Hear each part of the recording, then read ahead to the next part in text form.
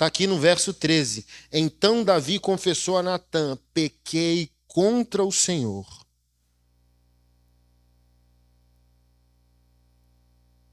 Pronto, parou a sangria. Parou a hemorragia.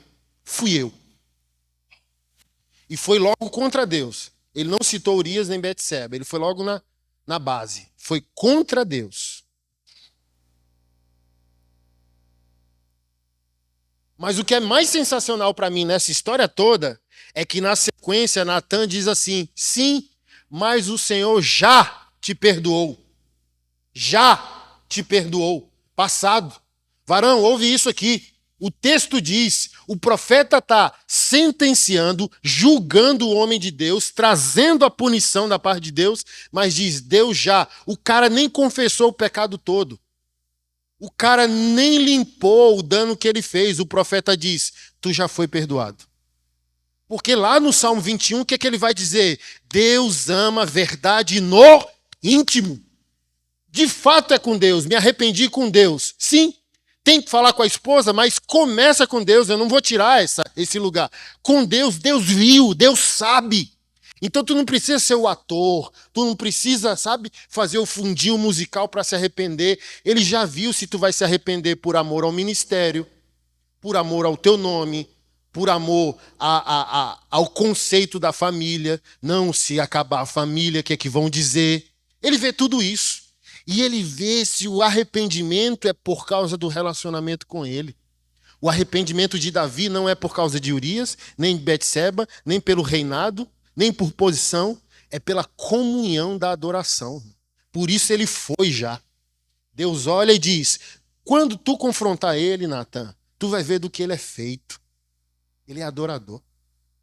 Quando tu espremer ele, ele vai dizer o que precisa dizer. Ele vai fazer o que precisa fazer. Tu já foi perdoado. A gente tem que buscar desesperadamente o Senhor para descobrir que coração é esse de Davi. Porque para ser perdoado no passado, sem ainda materializar o teu arrependimento, é algo fenomenal.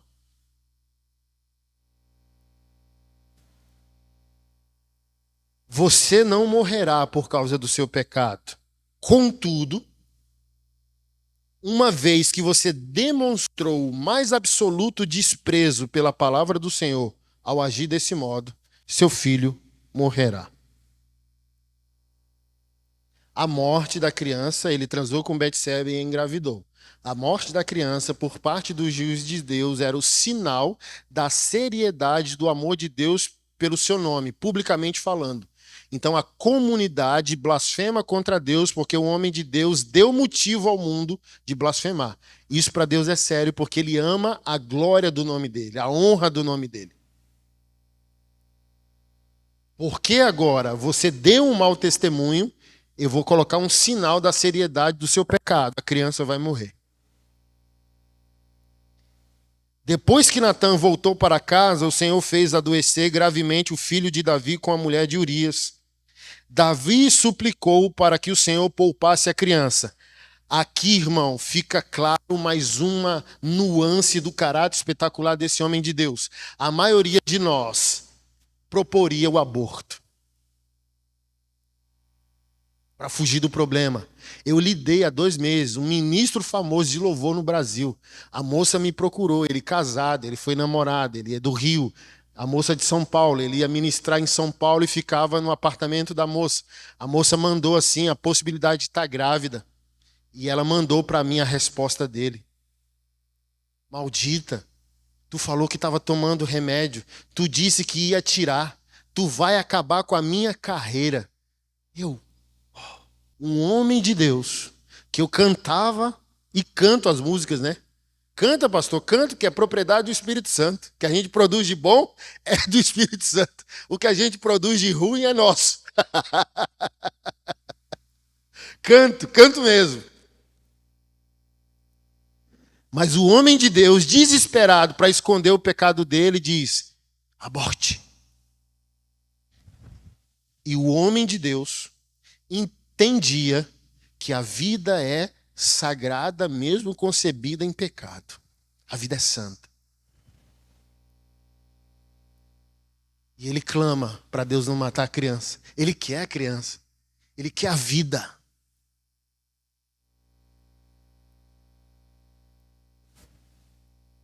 Ele passou 7 noites prostrado no chão.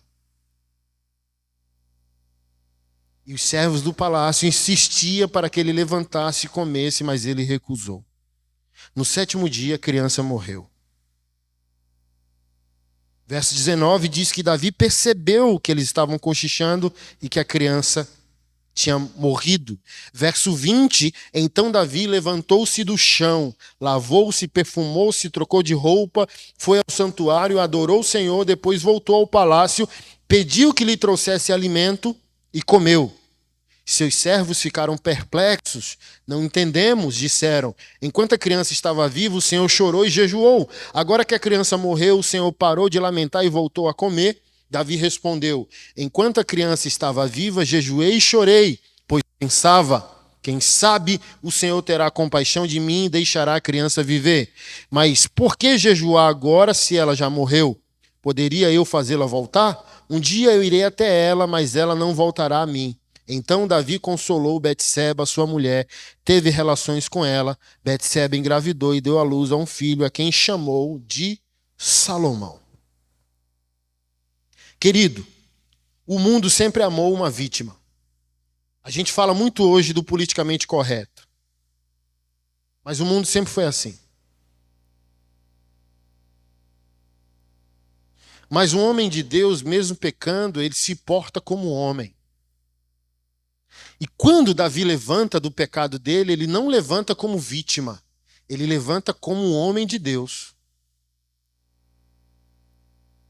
E isso chocou todo mundo. Porque depois de um adultério, de um homicídio e de um aborto espontâneo produzido pela ação do juiz de Deus, o que as pessoas querem?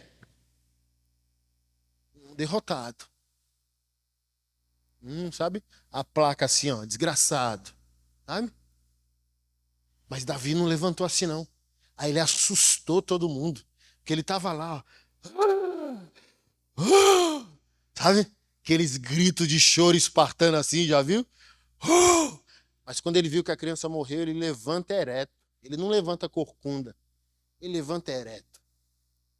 Olha para todo mundo, pede o banho, vai lá, toma banho, pega o melhor perfume dele, melhor roupa, vai para a igreja, adora, volta para casa, pede o jantar e todo mundo chocado. Como assim, mano?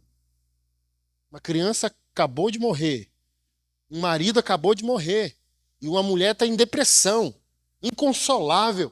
E o homem de Deus está se portando de maneira ereta, como se nada tivesse acontecido. Está aqui, os servos ficaram perplexos.